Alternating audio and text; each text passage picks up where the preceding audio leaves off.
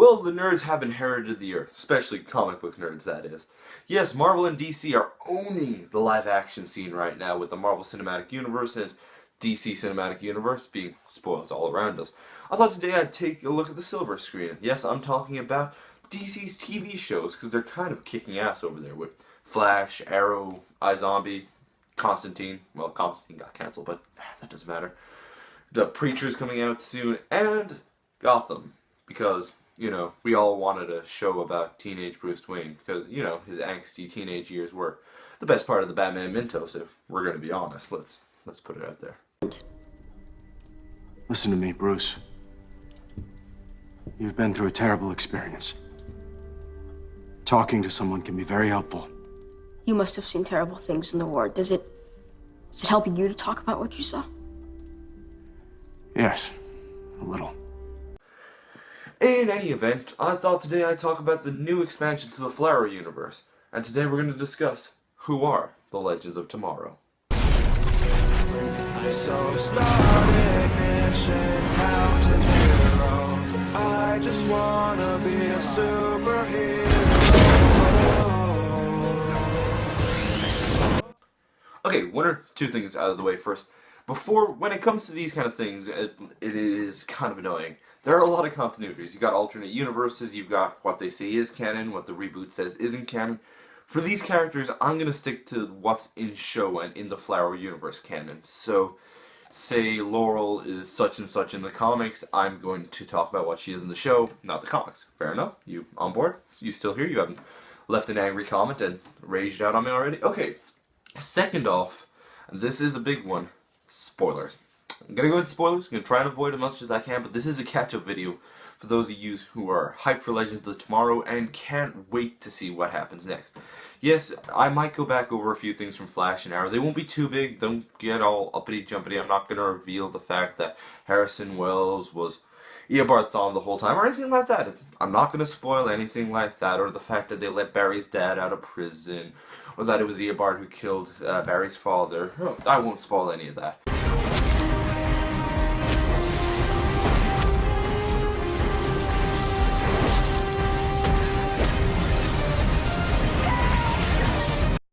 Okay, with that out of the way, let's begin, and let's figure out who are the Legends of Tomorrow. I'm sorry if you used that as a translation already. Let's find out the origins of our legends. Ollie, everyone's in position. Are you sure about this? First on the scene, we have Hawkman and Hawkgirl. I'm going to explain the two of these as one just because their history is kind of tied in together, so why not?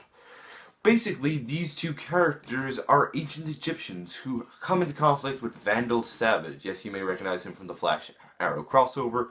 He's kind of a big bad guy. Anyway, they come into contact with him through some magical trickery, and I cannot remember his evil plan, but they keep getting reincarnated to fight him. Every new life, they become the Hawkman and the Hawkwoman, yeah, as we've seen in the show. But Vandal Savage every now and again hunts them down, kills them, and the cycle starts again. They're reincarnated, he hunts them down. We don't see the reveal of Shiera's powers till the Flash Arrow crossover. Before this, she's introduced to the Flower Universe as a possible love interest for Cisco/Vibe in Flash Season 2. But when Vandal Savage comes a-knocking again, the whole Flash and Arrow team has to team up and take her down. She then takes on her role as Shiera, aka the Hawk Girl, and she teams up with Hawkman. Now, they're going to appear on Legends of Tomorrow, and it's going to be awesome.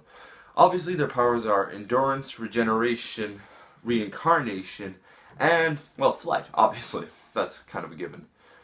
Well, these characters are pretty awesome and bird-like. There's not much difference between Hawkman and Hawkgirl. There wasn't much for Hawkman. He only appeared in, I think it was 2 episodes or something like that, so moving on. Up next is one of my favorite characters, actually, Leonard Snark, aka Captain Cold.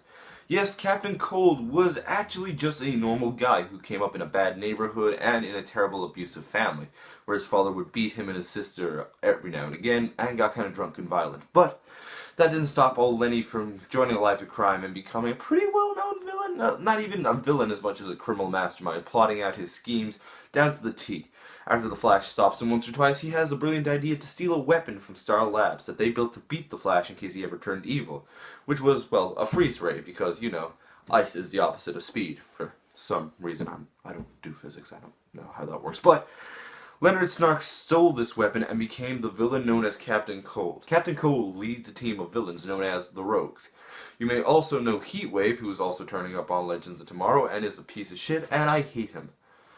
I'm sorry, that was too far. But seriously, why do we need Heatwave on this team? We have a man who is literally made of fire. And it's not like his fire gun is any futuristic weapon. It's a fucking flamethrower. I prefer Golden Glider. Yeah, I said it. Put Golden Glider on the team. I prefer her better than fucking Flamo over there. Moving on. Up next is the White Canary, aka Sarah Lance. Sarah Lance was originally the sister of Oliver Queen's fiance, who Oliver decided to cheat on. But there's a catch. When they were out cheating on the Queen's Gambit, the ships kind of sank. Oliver washed up in the island, got some training, and became the Green Arrow. He believed Sarah to be dead, but it turns out she joined the League of Assassins and became a lesbian lover with Nis Al Ghul. Yes, the daughter of Ra's al Ghul. Not the one you're thinking of, not Miranda Tate, the other one. Yet, basically, she got training and returned to Starling City, became the first Black Canary. Then Malcolm Merlyn got up to some kind of shenanigans and decided, hey, let's kill her. Why not? Because, you know, I'll get my mind-controlled daughter to kill her for some reason, to settle my debts, even though that won't settle my debts with the League of Assassins. And Oliver's got a plan, I hope. Basically, Sarah is murdered by, I'm not going to say who. It's kind of a thing. It's not a major spoiler, it's kind of a spoiler. Sarah is murdered and is brought back to life in Season 4 by her sister due to the fact the Lazarus Pit, the thing that allows Ra's al Ghul to come back to life every time. But this magic is a bit uncontrolled and brings her back as a feral animal. But they eventually do some soul searching, they meet John Constantine, and they bring her back to life. And she's kind of okay, she's a little messed up, but nothing major. Nothing a little bath in the Lazarus Pit couldn't fix again. She decides to become the White Canary instead of the Black Canary this time, and now she's on the Legends of Tomorrow. This is like the 5th time I've tried to get this. It's only like a minute and a half, but holy shit, her origin is so annoying to try and get right. I mean, I've got to skip over stuff, I've got to go back over stuff. Arrow is a soap opera. I miss the times when the Arrow would just take out his arrows and kill people. Just start murdering people who was on his little book and just cross off the list. I miss that, I'm not gonna lie. But this isn't an Arrow rant video. But I miss that. Moving on.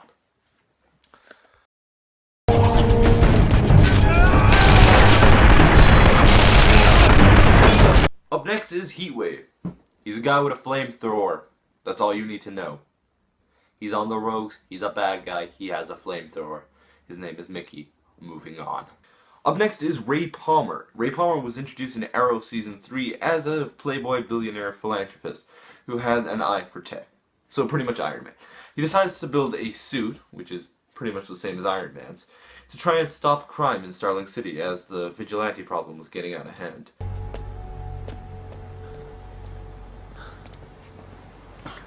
There's no one here. That must be disappointing. I'm sorry there's no one around here for you to kill, but I kind of faked that 911 call. Palmer. I'd say you have the right to remain silent, but I'm not a cop. Eventually, he buys Oliver Queen's company, works with Felicity Smoke, and even makes her CEO for a while. But he's also working on some nanobots. At the end of halfway through Season 3, I think, he gets injected with said nanobots. Towards the end of Season 3, he gets injured badly. There's an explosion, and we think he's dead, but it turns out he's still shrank within his suit. Now, returned to full size in Season 4, he's become the superhero known as the Atom, with the ability to shrink and grow, and a badass suit of armor and tech. Also, he's much better than Heatwave. Fuck you, Heatwave. I hate you.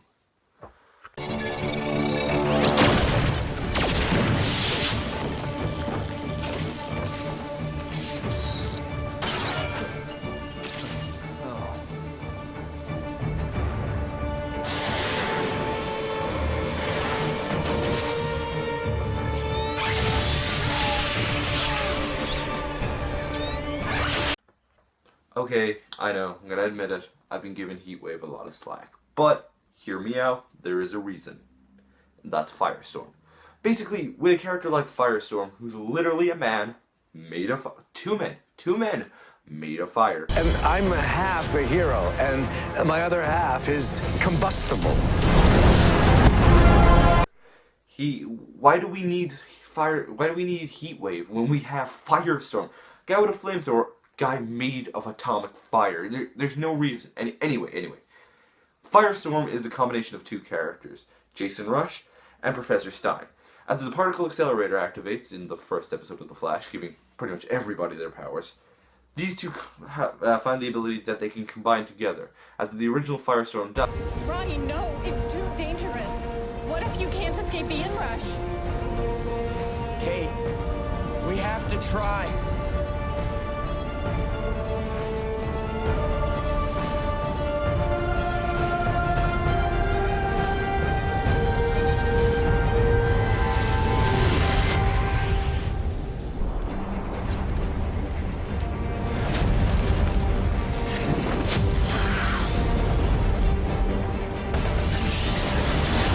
Jason Rush has to come in and replace Ronnie Raymond as the source of Firestorm and control the Firestorm Matrix.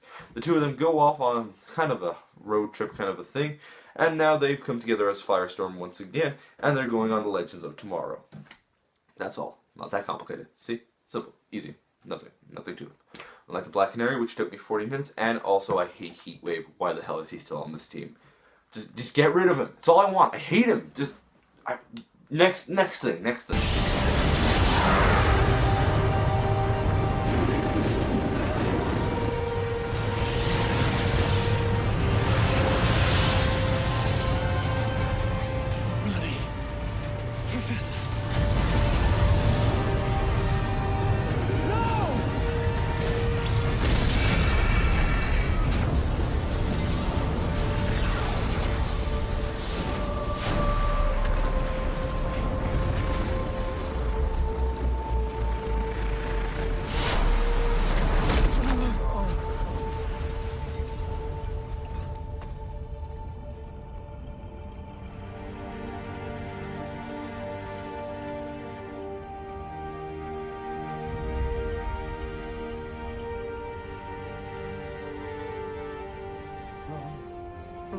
Okay, that's all, folks. I'm guessing we're gonna call it an end here. If you liked this video and you hyped for Legends of Tomorrow, don't forget to like, comment, and subscribe. I've been Jack for Jack Media. And if you've enjoyed this video, you're a good person. Congratulations. You call this a team?